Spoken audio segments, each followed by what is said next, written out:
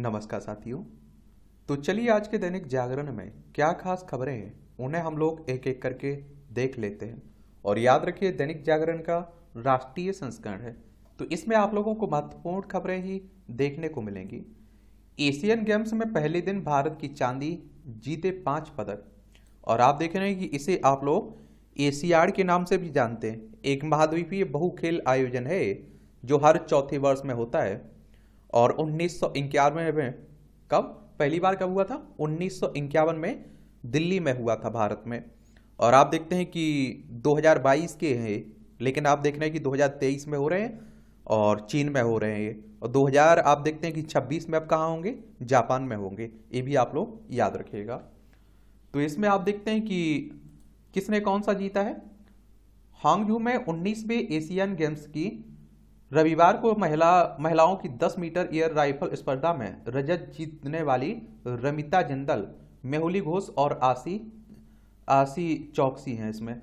Rowing की light weight double sculls स्पर्धा में रजत पदक जीतने के बाद खुशी जताते अर्जुन लाल जाट और आप देखते हैं अरविंद सिंह आप लोगों को देखने को मिलेंगे। रोइंग और निशानेबाजी में 3 रजत और 2 कांस्य पदक से खुला खाता। अर्जुन अरविंद की जोड़ी ने हांगजू में देश को दिलाया पहला पदक। 10 मीटर एयर राइफल में आप देखते हैं कि महिला टीम दूसरे स्थान पर रही है। महिला क्रिकेट टीम ने भी फाइनल में पहुंचकर पदक पक्का किया है। पुरुष हॉकी में भारत की दमदार शुरुआत, उज्बेकिस्तान को 16-0 से रौंदा है। चलिए मोटो जीपी भारत में मार्को वेजिकी बने चैंपियन।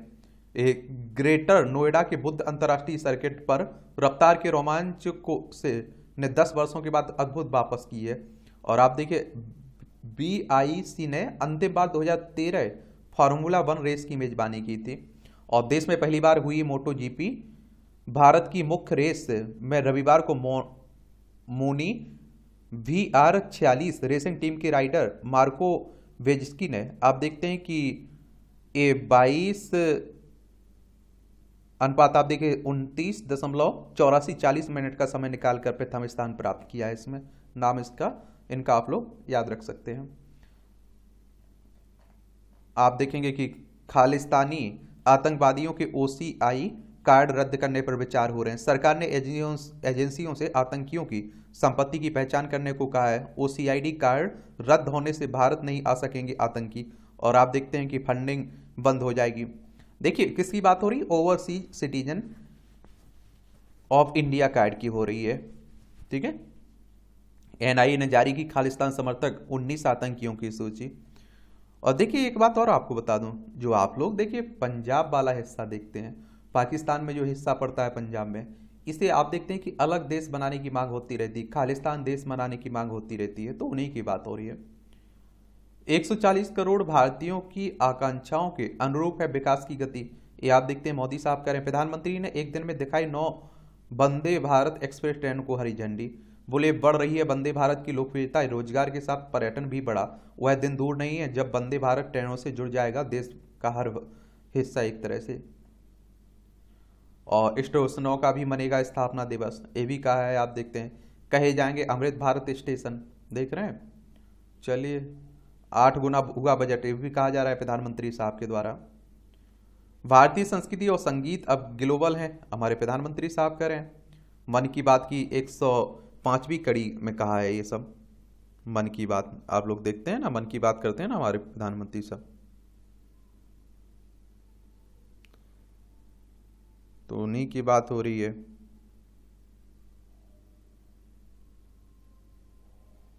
याद रखा करिए, कई बार पूछ लेता है आपसे मन की बात। जब से प्रधानमंत्री आए हुए हैं ना, तभी से मन की बात कर रहे हैं। पहला प्रसारण 3 अक्टूबर 2014 में किया था प्रधानमंत्री साहब ने, ये भी याद रखना है। 1 अक्टूबर को चलाया जाएगा देशव्यापी स्वच्छता अभियान। प्रधानमंत्री नरेंद्र मोदी ने लोगों से 1 घंटे के श्रमदान की अपील की है। गांधी जयंती की पूर्व संध्या पर उन्हें दी जाएगी स्वच्छांजलि एक तरह से। कांग्रेस ने महंगाई, बेरोजगारी, अर्थव्यवस्था की गहराती चुनौती पर सरकार को घेरा। मणिपुर में ट्रकों को रंग कर असम राइफल्स के वाहनों की तरह बना रहे हैं उपद्रवी। ये आप सभी लोगों को मालूम है कि देखिए मणिपुर में बड़ा जातीय हिंसा फैली हुई है। देखिए हमारा प्यारा भारत है, इसमें आप देखें ये मणिपुर आपको देखने को मिलेगा, नागालैंड, असम, मिजोरम से सीमा लगती है, अंतर्राष्ट्रीय सीमा म्यांमार से लगती है। आप लोग बताइए मणिपुर में कितनी विधानसभा सीटें हैं? हर दिन हम लोग मणिपुर के बारे में बात करते रहते हैं। जल्द न्याय के लिए मोदी सरकार ला रही है नए कानून, होम मिनिस्टर साहब कह रहे हैं। गृह मंत्री ने कहा है कि 3 नए कानूनों का उद्देश्य नागरिकों के अधिकारों की रक्षा करना, देश के वकीलों से की सुझाव देने का अपील ताकि सर्वश्रेष्ठ कानून बने। और न्यायिक क्षेत्र के 5 दिग्गजों को सम्मान, बार काउंसिल ऑफ इंडिया ने न्यायिक क्षेत्र के 5 दिग्गजों को उनके योगदान के लिए लाइफ टाइम अचीवमेंट अवार्ड से सम्मानित किया। जिन हस्तियों को सम्मानित किया उनमें वरिष्ठ अधिवक्ता फरासरन फली एस नरीमन व के वेणुगोपाल शामिल हैं और वरिष्ठ अधिवक्ता सोली जे सुराबजी आप देखते हैं कि और राम जेठमलानी को मरणोपरांत सम्मानित किया गया। गृह मंत्री अमित शाह ने नरीमन और वेणुगोपाल को पुरस्कार प्रदान किए हैं। परासरन का पुरस्कार उनके बेटे वरिष्ठ वकील सतीश परासरन ने लिया है और शाह ने जेठमलानी व सुराबाजी के पुरस्कार उनके स्वजनों को सौंपे हैं। इसमें ये आप देखिए राष्ट्रीय राजधानी दिल्ली से जुड़ी खबरें हैं। और दिल्ली आप देखें तो नई दिल्ली इसकी राजधानी, विधानसभा में 70 सीटें, राज्यसभा में 3 सीटें, लोकसभा में 7 सीटें आपको देखने को मिलेंगी। वहीं आप लोग देख रहे हैं बातें हो रही हैं सब। तलाक लेने के लिए मजबूर नहीं कर सकती परिवार अदालतें, ये हाईकोर्ट कह रहा है। आप देखते हैं इस तरह के पारिवारिक मामले भी आजकल काफ़ी आ रहे हैं और अदालतें काफ़ी क्या कर रही हैं, आप देखते हैं कि निर्णय भी दे रही हैं। नई दिल्ली स्टेशन पर हर माह मिल रहे हैं घर से भागे औसतन 90% से अधिक बच्चे, देख रहे हैं। सेना की वार्षिक परेड अगले साल लखनऊ में होगी। सैनिकों के बकाये के लिए 400 करोड़ जारी, अधिकांश दावे मकान किराए भत्ते वेतन निर्धारण मामलों से संबंध रहे। चलिए, अमेरिका व भारतीय नौसेना में सहयोग बढ़ाने पर चर्चा हो रही। नौसेना प्रमुख ने हिंद प्रशांत क्षेत्र में विभिन्न साझेदारों के साथ की है बातचीत इसमें। चलिए, अच्छी बात है। ये आप देखिए कि 25वीं अंतर्राष्ट्रीय समुद्री शक्ति संगोष्ठी में भाग लेने के लिए 19 से 22 सितंबर तक अमेरिका की यात्रा पर है हमारे नौसेना प्रमुख। टाफेल में शामिल होने वाले भारतीयों की बढ़ रही है संख्या। ये आप देखिए किसकी बात हो रही, test of English page a foreign language की बात हो रही, विदेश में पढ़ाई के लिए और बैठने वालों की भारतीयों की संख्या बढ़ रही है। वहीं अप्रयोजन उद्देश्य के लिए परीक्षा देने वाले भारतीयों की संख्या घट रही है। इसमें एजुकेशन टेस्टिंग सर्विस के आंकड़ों के मुताबिक पढ़ाई के लिए इस परीक्षा में बैठने वाले भारतीयों का प्रतिशत 2021 में कुल उम्मीदवारों के 5.83% से बढ़कर आप देखिए 2022 में 7.77% हो गया है।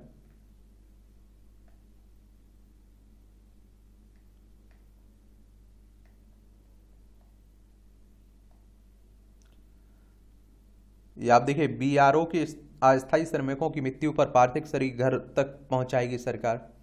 ये केंद्र सरकार ने सीमा सड़क संगठन की परियोजनाओं में कार्यरत अस्थायी कर्मियों और श्रमिकों की निर्माण कार्य के दौरान किसी कारण से मृत्यु होने पर उनके पार्थिव शरीर को उनके घर तक सुरक्षित पहुंचाने का फैसला किया है। इसमें यूनेस्को विश्व विरासत की संभावित सूची में भारत के 40 और स्थल जोड़े गए हैं और इसमें आप देखिए दिल्ली के कई ऐतिहासिक क्षेत्र शामिल हैं और रविन्द्रनाथ टैगोर के शांति निकेतन और कर्नाटक के होयसाला को इस श्रेणी में शामिल किया गया इसी साल। आप लोगों ने देखा होगा अभी कुछ ही टाइम पहले। और यूनेस्को की विश्व विरासत संभावित सूची में देश भर में नवीनतम स्थलों में नव पाषाण युग की बस्तियां भी शामिल हैं। राजधानी दिल्ली से महरौली, निजामुद्दीन, शाहजहांबाद और नई दिल्ली को प्रस्तावित विश्व विरासत नगर की संभावित सूची शामिल किया गया है और 14 मराठा के लिए यूनेस्को टैग के इंतजार में है। आप देखेंगे, देखिए यूनेस्को की अगर हम लोग बात करें तो इसके बारे में जरूर याद रखिएगा। The United Nations Educational Scientific and Cultural Organization, इसकी स्थापना 16 नवंबर 1945 में हुई थी। पेरिस फ्रांस में इसका हेडक्वार्टर आपको देखने को मिल जाएगा। ये आप देखें राजनीति की खबरें हैं, आप लोग पढ़ सकते हैं। बाकी आप देख रहे हैं कि चुनाव आयोग के बारे में याद रखिए क्योंकि इलेक्शन कमीशन ऑफ इंडिया ही करवाता है लोकसभा, विधानसभा, राज्यसभा, राष्ट्रपति, उपराष्ट्रपति के चुनाव और एक संवैधानिक संस्था है। संविधान के अनुच्छेद 324 के तहत इसकी स्थापना की बात कही गई है और 25 जनवरी 1950 में इसकी स्थापना हुई थी। नई दिल्ली में हेडक्वार्टर देखने को मिलेगा। सुकुमार सेन पहले मुख्य चुनाव आयुक्त थे।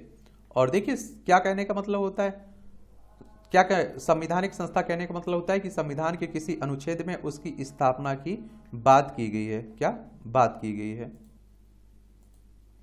भारत और कनाडा के बीच देखिए तनातनी काफी चल रही है, उसके बारे में हम लोग बात कर चुके थे, दोनों देशों के संबंधों के बारे में।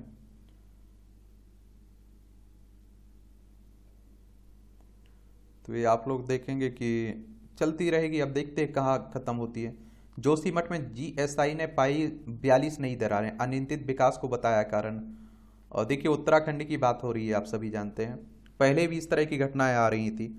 और कहते हैं ना कि पर्यावरण को अगर हम लोग नुकसान पहुंचाएंगे और जब हमसे वो बदला लेना शुरू करेगा ना, तो हम लोग क्या खून के आंसू रोना शुरू कर देते हैं। ये आप देखिए उत्तराखंड की राजधानी देहरादून है और उत्तर प्रदेश से अलग करके बनाया गया था। आप देखिए चाइना और नेपाल से इसकी सीमा लगती है, इसकी सीमा हिमाचल प्रदेश उत्तर प्रदेश से लगती है। और आप देखेंगे कि 9 नवंबर सन 2000 में इसकी स्थापना हुई थी। गुरमीत सिंह राज्यपाल हैं, पुष्कर सिंह धामी यहाँ के मुख्यमंत्री हैं। विधानसभा में 70 सीटें, राज्यसभा में 3 सीटें, लोकसभा में 5 सीटें आपको देखने को मिल जाएंगी। यहाँ देश को एक सूत्र में पिरोएगा रामलला का प्राण प्रतिष्ठा समारोह। अयोध्या में आप देख रहे हैं कि भव्य राम मंदिर बन रहा है ना। जगाधारी वर्कशॉप स्कैम घोटाले में 5 अधिकारी निलंबित किए गए हैं। दैनिक जागरण ने जारी की थी जगाधारी वर्कशॉप घोटाले का, और इसमें आप देखते हैं कार्रवाई हुई है। इसमें आप देखेंगे जगाधारी वर्कशॉप से निकले ऐसे ही 3 ट्रकों को रोककर चेक किया और बाहर धर्म कांटे पर फिर से वजन कराया। और तो उसी की बात हो रही इस तरह के घोटाले की।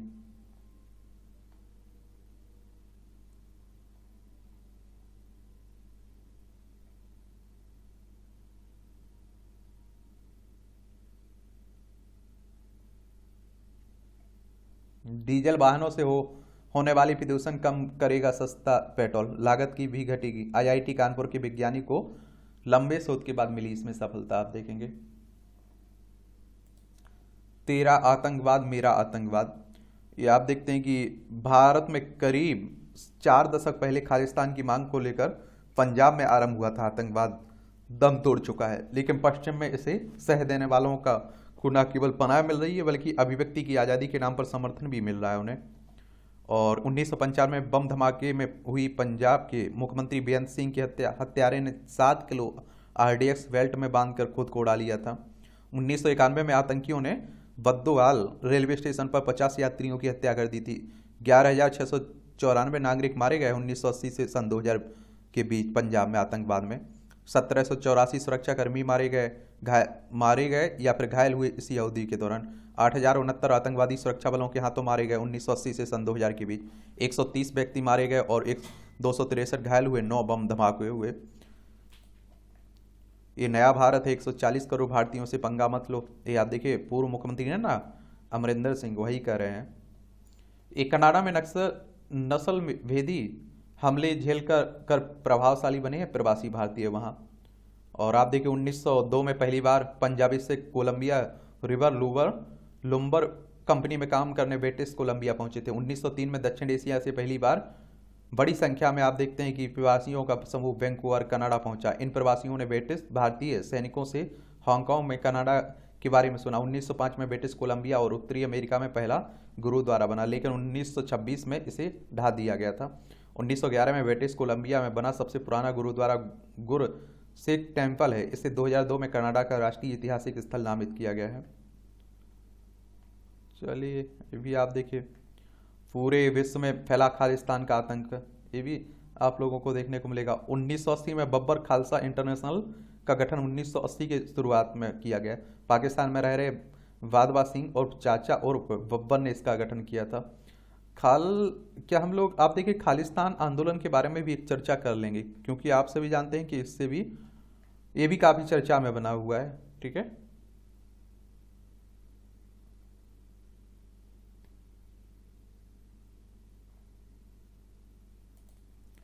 ये आप देखिए संपादकीय पार्ट है एडिटोरियल्स वाला, और ये आपको प्रीलिम्स में मुख्य परीक्षा में इंटरव्यू में हर जगह मदद पहुंचाएंगे, इसलिए अच्छे से पढ़ा करिएगा। सार्वजनिक संवाद की भाषा का स्तर, तो बीते दिनों लोकसभा में आप देखते हैं कि भाजपा और बसपा सदस्यों के बीच अमर्यादित घटनाएं हुई हैं और उसमें प्रयुक्त हानिकारक शब्द कार्यवाही से निकाल दिए गए हैं। राष्ट्र चिंतित है। मर्यादा विहीनता का सिलसिला नया नहीं है।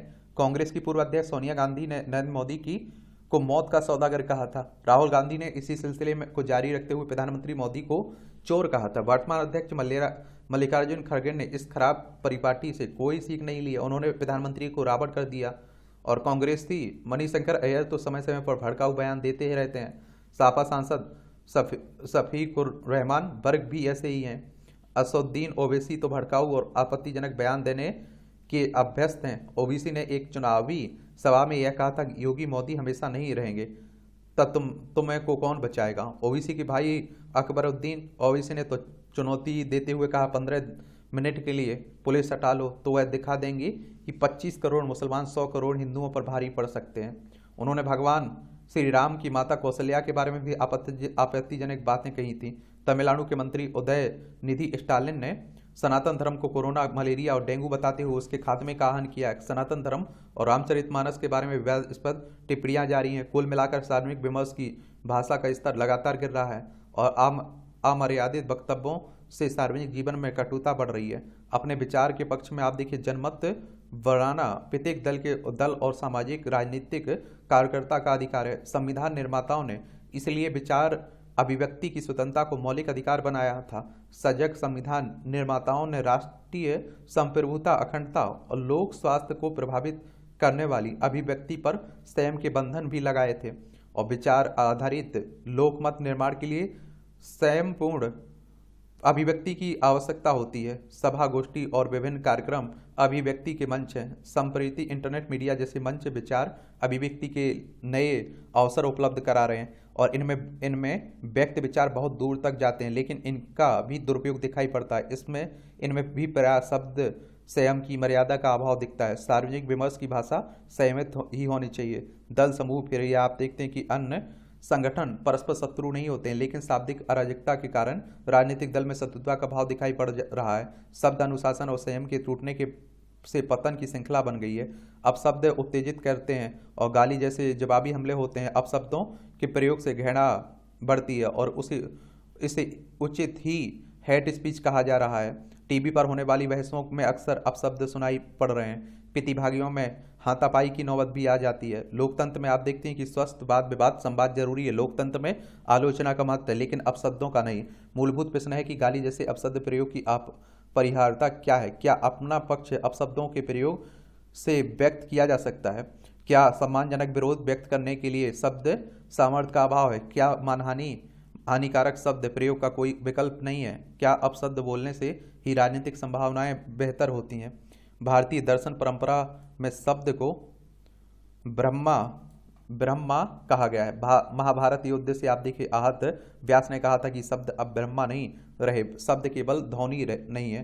प्रत्येक शब्द के गर्भ में अर्थ होता है और अर्थ का ध्यान रखते हुए इस शब्द का प्रयोग किया जाता है। पतंजलि ने महाभाष्य में शब्द के सम्यक प्रयोग पर जोर दिया और कि शब्द का सम्यक ज्ञान और सम्यक प्रयोग ही अपेक्षित परिणाम देता है। विपरीत विचार के प्रति आक्रामक होना स्वाभाविक है। डॉक्टर राम मनोहर लोहिया, अटल बिहारी वाजपेयी, मधु लेमरे आदि अनेक सांसद तत्कालीन सरकार पर आक्रामक रहते थे, लेकिन उनके शब्द प्रयोग वाक सौंदर्य प्रकट करते थे। विपक्षी भी उनके प्रेरित होते हैं और सब प्रीति से अपशब्दों ने सुंदर शब्दों को विस्थापित कर दिया।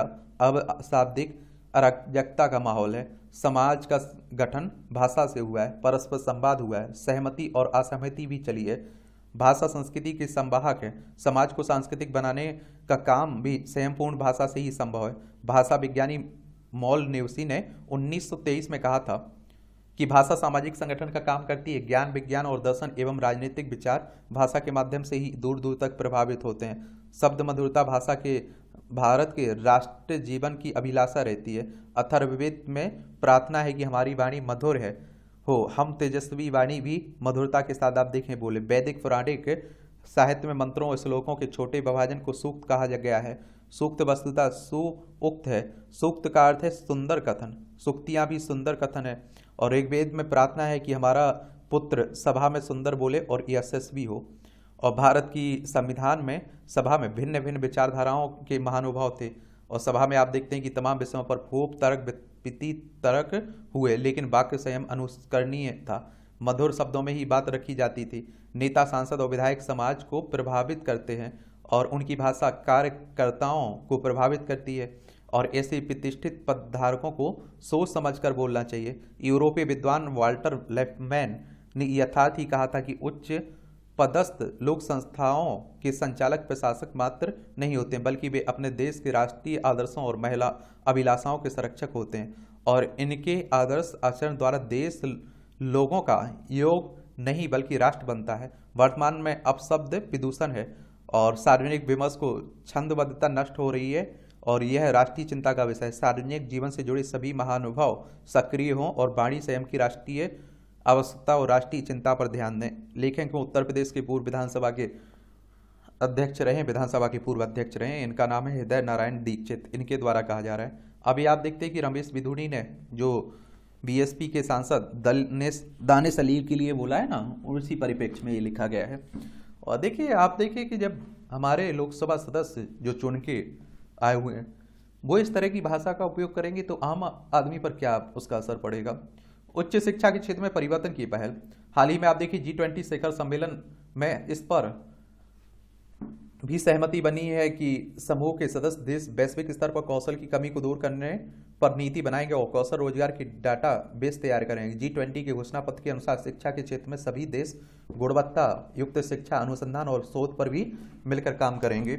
याद रहे कि राष्ट्रीय शिक्षा नीति में भी इन्हीं सब बिंदुओं को शामिल किया गया है और भारत कौशल प्रशिक्षण पर अधिक जोर इसलिए दे रहा है क्योंकि दुनिया भर में सबसे अधिक युवा हमारे पास हैं। G20 समूह के अनेक देश ऐसे हैं जो हुनरमंद युवाओं की कमी महसूस कर रहे हैं। यूजीसी G20 घोषणा पत्र में निर्धारित उच्च शिक्षा की प्राथमिकता वाले क्षेत्रों का एक रोडमैप बना रहा है और ध्यान रहे कि राष्ट्रीय शिक्षा नीति में शिक्षा की गुणवत्ता बढ़ाकर और उसकी पहुंच सर्वसाधारण तक सुनिश्चित करने पर विशेष जोर है। गुणवत्तापूर्ण और सर्वसुलभ शिक्षा समाजोपयोगी नवाचारी सोच तथा युवा पीढ़ी के कौशल विकास द्वारा ही राष्ट्रीय विकास का मार्ग प्रशस्त हो सकता है। इसी उद्देश्य को ध्यान में रखते हुए केंद्र सरकार द्वारा 2018 में भारतीय उच्च शिक्षा आयोग तथा 2019 में राष्ट्रीय अनुसंधान फाउंडेशन के गठन की घोषणा की गई। हालांकि कुछ कारणों से आप देखते हैं कि उनके कार्यान्वयन की गति धीमी रही, लेकिन अब उसमें तेजी आई है। अब तक उच्च शिक्षा क्षेत्र में अनेक नियामक संस्थाएं थीं और उनके अपने अपने मानदंड और मापदंड हुआ करते थे। UGC, ICAR, IAICT, NCT, NAC, NIRF जैसे दर्जन से अधिक नियामक संस्थाएं देश की कला, विज्ञान, व्यवसाय, अभियांत्रिकी, शिक्षा प्रबंधन, कृषि शिक्षा आदि से संबंधित उच्च शिक्षा संस्थानों एवं शोध संस्थानों की संबद्धता, मूल्यांकन, प्रत्यायन, रैंकिंग, वित्त पोषण और नियंत्रण आदि का काम किया करती थी और इस प्रक्रिया में ये संस्थान तमाम समस्याओं का सामना करते रहे और इन संस्थाओं पर अनियमितता एवं आप देखिए पक्षपातपूर्ण रवैये के आरोप भी लगते रहे और पाठ्यक्रम निर्माण एवं उनके कार्यान्वयन में भी आप देखते हैं कि नियामक संस्थाएं दोषमुक्त नहीं रही हैं और इसलिए आप देखिए केंद्र सरकार ने इन्हें एक निकाय के अधीन लाने का निर्णय लिया है और अब आप देखिए अब उच्च शिक्षा एक ही नियामक संस्था भारतीय उच्च शिक्षा आयोग के अधीन होगी जो सीधे तौर पर आप देखिए शिक्षा मंत्रालय की निगरानी में काम करेगा। भारतीय उच्च शिक्षा आयोग की विशेषता यह है कि यह एक संस्था एक साथ देश के तमाम केंद्रीय विश्वविद्यालयों और शीर्षस्थ उच्च शिक्षण संस्थानों जैसे ITI, NIT, IIIT और आदि का नियमन और नियंत्रण करते हुए उनके मूल्यांकन, प्रत्यायन, रैंकिंग एवं वित्त पोषण आदि का काम करेगा। इस आयोग के 4 आयाम होंगे। इन 4 आयामों को क्रमशः राष्ट्रीय उच्च शिक्षा विनियामक परिषद, राष्ट्रीय प्रत्यायन परिषद, उच्चतर शिक्षा अनुदान परिषद तथा सामान्य शिक्षा परिषद के नाम से जाना जाएगा। राष्ट्रीय उच्च शिक्षा विनियामक परिषद उच्च शिक्षण संस्थानों के नियंत्रण के रूप में काम करेगी। वहीं आप देखते हैं कि राष्ट्रीय प्रत्यायन परिषद उच्च शिक्षण संस्थानों के मूल्यांकन, प्रत्यायन और रैंकिंग का काम करेगी। उच्च शिक्षण संस्थानों के वित्त पोषण का काम उच्चतर शिक्षा अनुदान परिषद द्वारा किया जाएगा और अब तक इन संस्थानों के वित्त पोषण का काम यूजीसी आदि कई एजेंसियां करती थीं। वही सामान्य शिक्षा परिषद पाठ चर्चा और शिक्षा से जुड़े मामले देखेंगी और इनके आप देखिए नवीकरण की जिम्मेदारी भी इसी की होगी और इससे देश के उच्च शिक्षण संस्थानों को मौजूदा अलग अलग नियामक संस्थाओं के चक्कर काटने से मुक्ति मिलेगी एवं ये शिक्षण संस्थान राष्ट्रीय शिक्षा नीति के लक्ष्य उद्देश्य की प्राप्ति की दिशा में तत्पर होंगे और औपनिवेशिक काल से ही जनसंख्या के अनुपात में उच्च शिक्षण संस्थानों की संख्या एवं गुणवत्ता की दृष्टि से भारत की स्थिति सुखद नहीं है। यहाँ आप देखिए लगभग 1000 विश्वविद्यालय एवं 40,000 कॉलेजों के साथ दुनिया की सबसे बड़ी उच्च शिक्षा प्रणाली है, लेकिन अंतर्राष्ट्रीय शिक्षा प्रणाली के अनुपात में यह बहुत सीमित है। भारत में आप देखिए उच्च शिक्षा क्षेत्र के विस्तार और विकास की बहुत आवश्यकता एवं असीम संभावनाएं हैं। उच्च शिक्षा आयोग इस कमी को पूरी कर सकता है और इस आयोग के पास शैक्षिक गुणवत्ता मानकों का अनुपालन सुनिश्चित कराने तथा स्तरहीन और कागजी संस्थानों को बंद कराने की शक्ति भी होगी। हालांकि आप देखिए इस आयोग की सीमा यह है कि इस आयोग में विधि तथा चिकित्सा से जुड़े उच्च शिक्षण संस्थानों को शामिल नहीं किया गया है और इसके साथ ही आप देखेंगे इसके साथ ही उपरोक्त लक्ष्यों की प्राप्ति के लिए सरकार को उच्च शिक्षा तंत्र में भारी निवेश करने की आवश्यकता होगी। और आप देखिए राष्ट्रीय अनुसंधान फाउंडेशन भी अनुसंधान की दिशा को बदलने की एक उल्लेखनीय पहल है। और आप देखिए यह फाउंडेशन गणित, प्राकृतिक विज्ञान, इंजीनियरिंग, प्रौद्योगिकी, पर्यावरण और पृथ्वी विज्ञान, स्वास्थ्य और कृषि तथा मानविकी और सामाजिक विज्ञान की अंतर क्रिया और अभिक्रिया को संभव करेगा। यह अनुसंधान, नवाचार एवं उद्यमिता के लिए रणनीतिक दिशा एवं आवश्यक संसाधन और ढांचा की सुविधाएं प्रदान करने वाला देश का सर्वोच्च निकाय होगा। आज यदि चंद्रमा के दक्षिणी ध्रुव पर तिरंगा लहरा रहा है तो यह भारतीय विज्ञानियों की गंभीर अनुसंधान वृत्ति का परिणाम है। भारत की प्राचीनतम अनुसंधान वृत्ति का पुनर्विस्कार प्रोत्साहन इस फाउंडेशन के धैर्य हैं और संसाधनों की कमी और लाल फीताशाही को समाप्त करने और अनुसंधान को समाज और उद्योग जगत से जोड़कर ही भारत को वर्ष 2047 तक विकसित राष्ट्र बनाया जा सकता है। लेखक दिल्ली विश्वविद्यालय में किरोड़ीमल कॉलेज में प्रोफेसर हैं, इनके द्वारा प्रोफेसर रसाल सिंह के द्वारा ये लिखा गया है। तृष्णा पर अंकुश। दुखों का अन्वेषण किया जाए तो तृष्णा ही मनुष्य के समस्त दुखों का मूल कारण सिद्ध होगी। तृष्णा से आशा है वैभव को अधिकाधिक मात्रा में अपने लिए एवं प्रयोजनों के लिए समेटना। ऊर्जा अच्छा कॉलम लिखा जाता है, देख लिया करिएगा। ये बाजी पलटने वाला कदम। प्रधानमंत्री नरेंद्र मोदी ने मन की बात कार्यक्रम में विभिन्न विषयों के साथ साथ भारत पश्चिम एशिया यूरोप कॉरिडोर यानी कि आर्थिक गलियारे की जो चर्चा की वह इसलिए उल्लेखनीय है क्योंकि यह गलियारा आर्थिक और व्यापारिक दृष्टि से बाजी पलटने वाला साबित हो सकता है। G20 शिखर सम्मेलन में इस गलियारे को लेकर जो सहमति बनी उसका महत्व इसलिए अधिक है क्योंकि इसमें अमेरिका भी गहरी रुचि ले रहा है। अमेरिकी राष्ट्रपति जो बाइडेन ने यह कहा भी है कि यह महज रेल पटरियां बिछाने का काम नहीं है। इस गलियारे के माध्यम से भारत की पहुंच पश्चिम एशिया के साथ साथ यूरोप तक होगी। यह गलियारा चीन की उस बेल्ट एंड रोड इनिशिएटिव यानी BRI परियोजना का जवाब भी है जो कई मुश्किलों में फंसी हुई है और इसे लेकर आप देखिए कुछ देश असहज भी हैं। इटली ने तो यह संकेत भी दिया है कि वह चीन की इस परियोजना से बाहर आने पर विचार भी कर रहा है और चीन की BRI परियोजना पर देशों का विश्वास इसलिए भी कम हो रहा है क्योंकि उसकी शासन प्रणाली ना तो लोकतांत्रिक है, ना ही पारदर्शी और ना ही उसकी ख्याति दूसरे देशों के विचारों का आदर करने वाले राष्ट्र की है। इसके विपरीत भारत यह भरोसा दिलाने में सक्षम है कि वह क्षेत्रीय सहयोग की भावना के साथ सभी के हितों का ध्यान रखने के लिए संवेदनशील भी है और प्रतिबद्ध भी है। भारत से यूरोप तक प्रस्तावित गलियारा चीन के साथ साथ पाकिस्तान को भी एक झटका है क्योंकि वह इससे मुगालते में है कि भारत उसकी सहायता के बिना अपने व्यापारिक हितों की पूर्ति नहीं कर सकता है। निसंदेह अभी इस गलियारे को लेकर केवल सहमति ही बनी है, लेकिन जिस तरह सऊदी अरब और इजरायल इसमें सहयोग करने को तैयार हैं उसकी अनदेखी नहीं की जा सकती। अभी तक यह माना जा रहा था कि सऊदी अरब इजरायल के संबंध सामान्य होने में समय लगेगा, लेकिन पिछले दिनों दोनों देशों के शासनाध्यक्षों ने कहा कि वे एक दूसरे के साथ रिश्ते कायम करने की दिशा में आगे बढ़ रहे हैं एक तरह से। और भारत को पश्चिम एशिया से होकर यूरोप आप देखिए पश्चिम एशिया से होकर यूरोप के साथ जोड़ने वाला गलियारा इसलिए एक महत्वाकांक्षी परियोजना है क्योंकि इससे भारत को अपनी आपूर्ति श्रृंखला को सुदृढ़ बनाने में मदद मिलेगी। इसकी अनदेखी नहीं की जा सकती। भारत पहले से ही आपूर्ति श्रृंखला के मामले में चीन का विकल्प बनने की दिशा में तेजी से सक्रिय है। प्रधानमंत्री मोदी ने यह बिल्कुल सही कहा है कि यह प्रस्तावित गलियारा सदियों तक विश्व व्यापार का आधार बनेगा। वास्तव में भारत इस गलियारे के जरिए पश्चिम एशिया से जुड़ने की जो कोशिश कर रहा है वह उन पुराने दिनों की वापसी ही है जब भारत और अरब देशों के बीच समुद्री मार्ग पर बड़े पैमाने पर व्यापार होता था। सड़कों की मरम्मत। तो इस मानसून में सड़कों को हुई व्यापक क्षति को देखते हुए मरम्मत के कार्य तेजी लानी होगी। उत्तराखंड में खासकर आप देखिए अंगदान को प्रोत्साहन। एक साथ आप जानते हैं, देखिए अगर आप देखें कि किसी भगवान ना करे किसी व्यक्ति की डेथ सड़क दुर्घटना में हो जाती है और आप देखते हैं कि हर साल लाखों लोगों की डेथ होती रहती है, तो आप देखिए उनके शरीर का कोई भी अंग उनके काम का तो रह नहीं गया है। आबादी के अगर वो दान कर दिया जाए किसी और को तो बहुत सारे लोगों को जिंदगी मिल सकती है, लेकिन हमारे देश में एक कम प्रथा आपको देखने को मिलती है।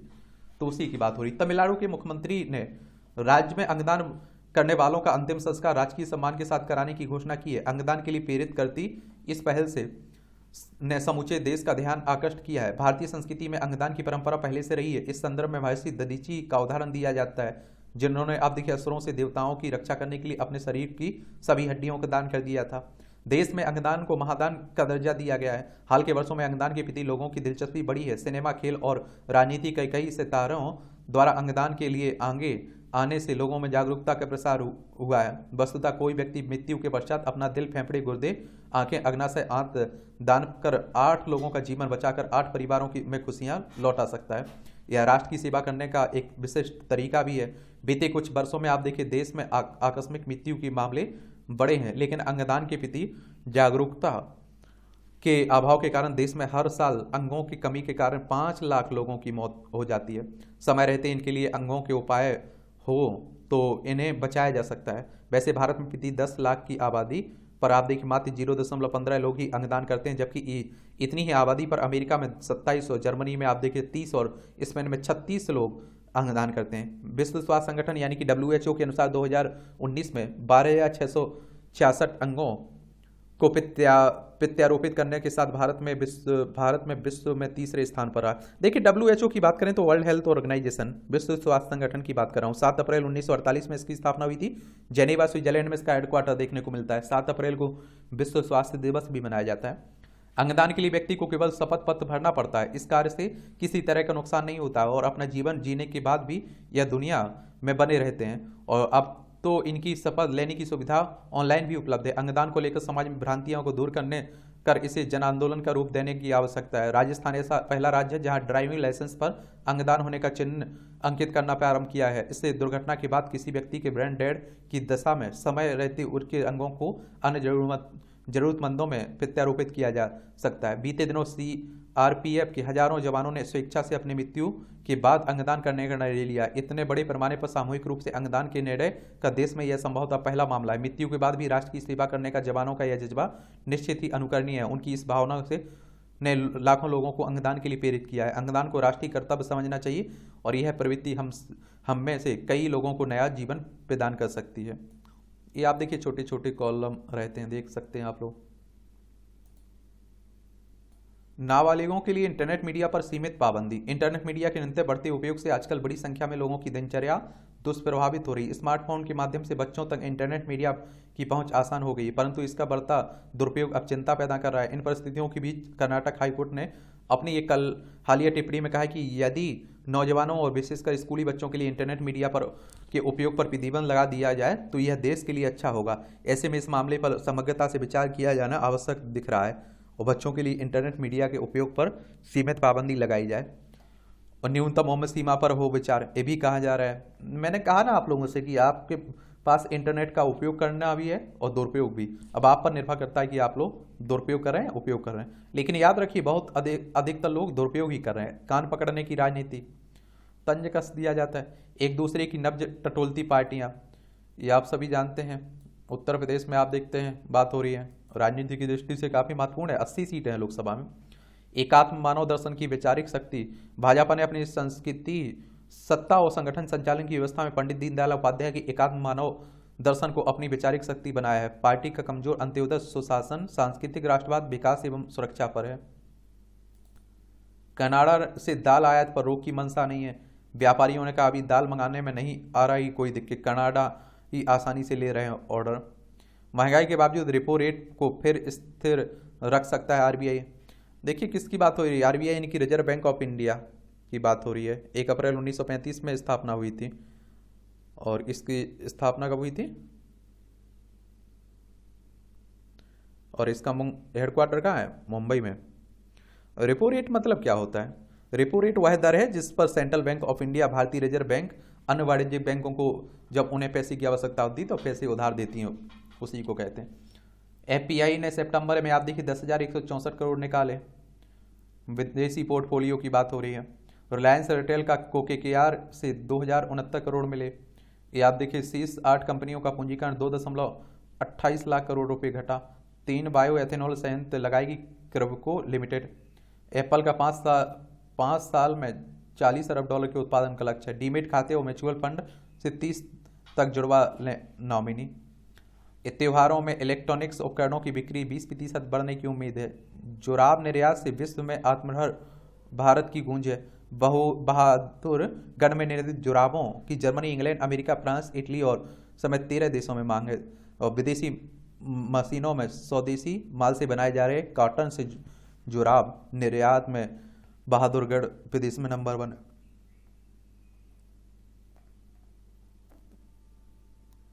स्वदेशी जुराब की खासियत क्या है? आमतौर पर जुराब सिंथेटिक से बनती है। इनको पहनने से बदबू आने लगती है और पसीना आने से आप देखिए त्वचा खराब हो सकती है, मगर यहाँ की फैक्ट्री में कॉटन की जुराब बनाई जाती है। इनमें बदबू नहीं होती है और त्वचा भी खराब नहीं होती है।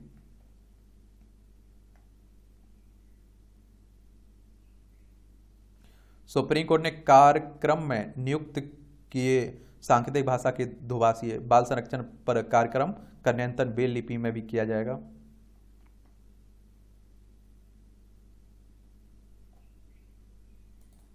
ये अंतर्राष्ट्रीय खबरें हैं। अब दुनिया अब भी दोहरे मानकों के प्रभावशाली देकर कर रहे हैं परिवर्तन का विरोध। जयशंकर साहब कह रहे हैं।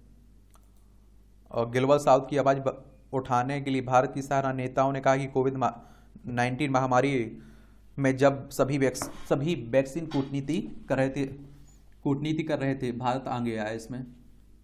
भारत संयुक्त राष्ट्र क्षमता निर्माण पहल की शुरुआत। भारत और संयुक्त राष्ट्र ने भारत संयुक्त राष्ट्र क्षमता निर्माण पहल की शुरुआत की है। इसका उद्देश्य क्षमता निर्माण प्रशिक्षण कार्यक्रमों के माध्यम से ग्लोबल साउथ में भागीदारी देशों के साथ भारत के विकास अनुभवों, सर्वोत्तम प्रथाओं और विशेषज्ञों को साझा करना है। इसमें वैश्विक समस्याओं के निस्तारण में बड़ी भूमिका निभा सकते हैं दक्षिणी देश, भारत कह रहा है। विश्व का दक्षिण समस्याएं पैदा करता बल्कि उनका असर झेलता है। ताइवान में भी सड़क आप देखिए। यूरोपीय देश शरणार्थियों के लिए बंदरगाह खोलें, पॉप कह रहे हैं। पॉप फ्रांसिस ने कहा है। भारत से बाहर आधुनिक समय में बने विश्व के सबसे बड़े हिंदू मंदिर का 8 को उद्घाटन है। न्यू जर्सी के रॉबिन्सविले में मंदिर का निर्माण किया जा रहा है। इस मंदिर को प्राचीन हिंदू धर्म ग्रंथों के अनुसार डिजाइन किया गया है। इसका निर्माण 2011 से 2023 तक 12 वर्षों में हुआ है। 183 एकड़ में फैला हुआ है। पहला एस्टेरॉयड सैंपल धरती पर लेकर आया नासा का यान। अमेरिकी अंतरिक्ष एजेंसी की लैब में आज लाया जाएगा, शुरू होगा शोध इस पर। देखिए नासा की अगर हम लोग बात करें तो अमेरिकी अंतरिक्ष एजेंसी है, हमारी इसरो है, नासा की अमेरिकी एजेंसी है नासा। 29 जुलाई 1958 में इसकी स्थापना हुई थी। वॉशिंगटन DC USA में इसका हेडक्वार्टर देखने को मिल जाएगा। अमेरिकी स्कूल प्रतियोगिता में अंतिम चरण में आधे से अधिक भारतवंशी हैं। अब मैं कह रहा हूँ ना कि दुनिया भर में भारत फैले हुए हैं भारतीय। रूस का यूक्रेन के खैसान प्रांत पर हमला हुआ। इजरायल सरकार के विरोध आप देखिए। इजरायल में प्रमुख व्यापारिक केंद्र तेल अवीव में प्रधानमंत्री बेंजामिन नेतन्याहू के खिलाफ न्याय प्रणाली में सुधार को लेकर जबरदस्त प्रदर्शन चल रहा है। ये आप देखिए खेल का क्षेत्र है तो पदक तालिका आप लोग देखिए। चीन ने 20 और चांदी 7, कांस्य 3 जीते हैं। फिर दक्षिण कोरिया, भारत ने आप देखिए 3 चांदी जीत लिए और 2 कांस्य जीत लिए। चलिए हो जाने दीजिए, एक ओवरव्यू हम लोग ले लेंगे, आपको परेशान नहीं होना है। ये आप देखिए मोटो जीपी में कौन किस स्थान पर रहा है। एक तरह से राइडर टीम और देश मार्को विजय की। मोटो 2 के विजेता रहे पेड्रो एकोस्टा। मोटो 3 में मासिया ने मारी है बाजी। नाम याद रखिए बस। पिस्सन ने दाल में नमक की मात्रा का। चलिए शास्त्रीय संगीत में लयकारी का महत्व।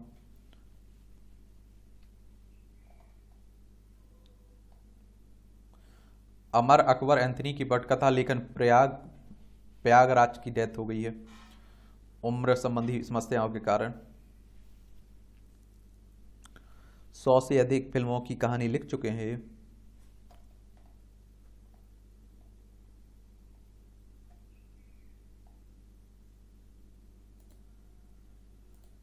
यहाँ आपको जनरल नॉलेज की जानकारी मिल जाती है, परीक्षा के पॉइंट भी से पॉइंट मिल जाते हैं। दिल्ली मेट्रो को संयुक्त राष्ट्र से मिला carbon credit certificate. Delhi metro को 2011 में आज ही संयुक्त राष्ट्र ने प्रदूषण को रोकने में मदद करने के लिए कार्बन क्रेडिट सर्टिफिकेट दिया था। इस तरह की का सर्टिफिकेट पाने वाली यह विश्व की पहली मेट्रो है और संयुक्त राष्ट्र का मानना था कि मेट्रो के चलने से हवा को दूषित करने वाली जहरीली गैस के स्तर में आप देखिए 6.3 लाख टन कमी आई है।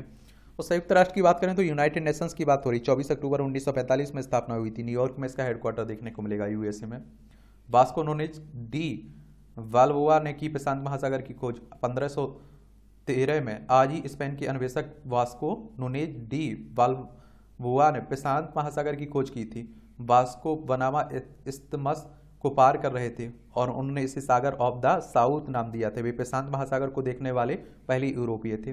सतीश धवन के नेतृत्व में अंतरिक्ष क्षेत्र में बड़ी ताकत बना भारत के अंतरिक्ष कार्यक्रम को नई ऊंचाइयां देने वाले प्रोफेसर सतीश धवन का जन्म 1950 में आज ही जम्मू कश्मीर के श्रीनगर में हुआ था। सतीश धवन ने भारत और अमेरिका में पढ़ाई की और रॉकेट विज्ञानी के तौर पर आप देखिए ख्याति हासिल की। धवन को प्रायोगिक द्रव गतिकी अनुसंधान का जनक माना जाता है और 1972 में भारतीय अंतरिक्ष अनुसंधान संगठन के अध्यक्ष बने। प्रोफेसर सतीश धवन ने ग्रामीण शिक्षा, सुदूर संवेदन और उपग्रह संचार में अग्रणी प्रयोग किया। वह अंतरिक्ष आयोग के अध्यक्ष तथा केंद्र में सचिव भी रहे। इसरो की बात करें तो इंडियन स्पेस रिसर्च ऑर्गेनाइजेशन की बात हो रही है। 15 अगस्त 1969 में स्थापना हुई थी। बेंगलोर में हेडक्वार्टर देखने को मिलेगा। इंसुलिन इंजेक्शन नियमित लेने की नहीं होगी जरूरत। विशिष्ट कोशिकाओं वाले उपकरणों के प्रत्यारोपण से ब्लड ग्लूकोज को सामान बनाए रखना होगा आसान इससे। चलिए, अच्छी बात है। रहस्यमय बीमारी से मूंगा चट्टानों को खतरा। लाल सागर की शानदार मूंगा चट्टानों ने एक रहस्यमय बीमारी के कारण नए खतरे का सामना कर रही हैं। दक्षिण इजरायली शहर इलियड के समीप लाल सागर में मूंगा चट्टानों के आसपास मंडराती मछलियां हैं। दांत स्वस्थ रहें तो सिर और गर्दन के कैंसर का खतरा होगा कम, ये अनुसंधान कर रहा है। बैरेटिक सर्जरी से कम होता है ब्लड कैंसर का खतरा। लिम्फोमा में 55% और अन्य ब्लड कैंसर में 40% तक जोखिम होता है। मोटापे से ग्रस्त डायबिटिक महिलाओं को सर्जरी से होता है पुरुषों के मुकाबले ज़्यादा फायदा। खचाखच भरी ट्रेन में झूला बना रहे कर सोया युवक। चलिए, नई दिल्ली हमारे ही भारत में हो सकता है। ये आप देखिए मूवियाँ हैं, ये आप लोग देख लीजिए, मूवियों से जुड़ी खबरें बॉलीवुड से।